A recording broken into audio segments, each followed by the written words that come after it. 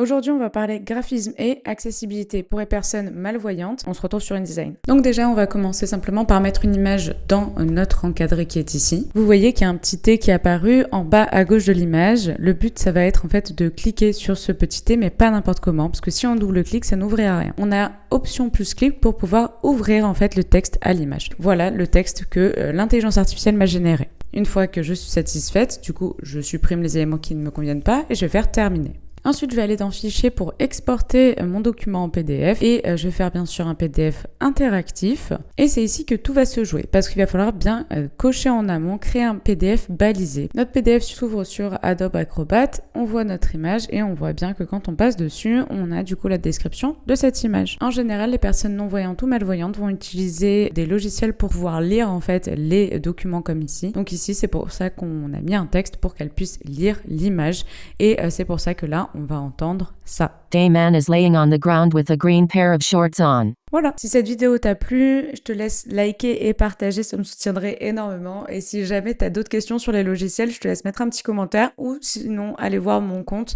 parce que j'ai déjà mis pas mal de vidéos sur des tips que ce soit InDesign, Illustrator ou Photoshop. On se dit juste à la prochaine pour d'autres tips.